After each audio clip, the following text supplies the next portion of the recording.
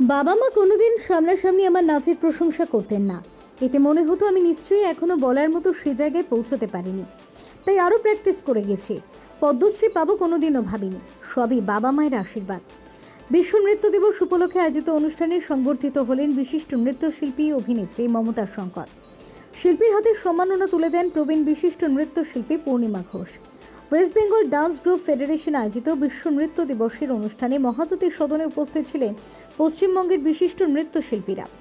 এবছর West Bengal dance group ফেডারেশনের পক্ষ থেকে বিশ্ব নৃত্য দিবস উপলক্ষে আয়োজিত বিশেষ নৃত্য কর্মশালার কেন্দ্রে ছিল আসামের বহু জনপ্রিয় বিহু নৃত্যধারা।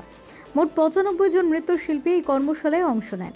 বিশিষ্ট বিহু নৃত্যশিল্পী বিধান দেউরি হুকাইয়ের তত্ত্বাবধানে এই কর্মশালা আয়োজিত হয়। এছাড়াও ওয়েস্ট বেঙ্গল ডান্স গ্রুপ ফেডারেশনের ১১টি দল নৃত্য পরিবেশন করেন। উল্লেখযোগ্য উপস্থিতির মধ্যে ছিলেন পূর্ণিমা ঘোষ, চন্দ্রোদয় ঘোষ, পার্বতী গুপ্ত, প্রদীপ্ত নিয়োগী, সোমনাথ কুট্টি প্রমুখ। সবসময় এই ডান্স গ্রুপ ফেডারেশনের মানে ওয়ার্ল্ড ডান্স ডে, এটার একটা আলাদা কি বলবো অনুভূতি আছে, যে সব এত ভালো ভালো ডান্সারদের আমরা দেখতে পাই, একসঙ্গে সবাই কাজ করছে, এই যে ওয়ার্কশপ হচ্ছে এখানে, এইটা একটা ভীষণ ভালো একটা ব্যাপার। এটা আমার খুবই ভালো লাগে। যারা যারা আপনাকে দেখে অনুপ্রাণিত হচ্ছেন তাদের উদ্দেশ্যে আপনার বার্তা কি? অনুপ্রাণিত যারা হচ্ছেন তাদেরকে শুধু বলবো যে আমি কখনো কোনো দিন কি পাবো, কি অ্যাওয়ার্ড পাবো, কি পাবো, এটা কোনো দিন ভাবিনি, আজও ভাবি না।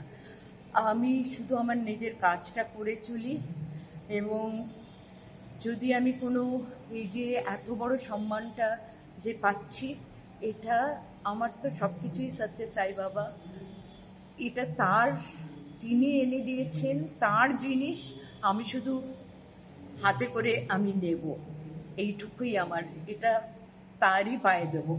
আমার কোনো কৃতিত্ব নেই, আমার কিচ্ছু নেই, আমার বিশ্বাস করুন আমার, হ্যাঁ নিশ্চয়ই এত বড় একটা কি বলবো রেকগনিশন, সেটা তো ডেফিনেটলি, সেটাতে আমার ভীষণ আনন্দ হচ্ছে।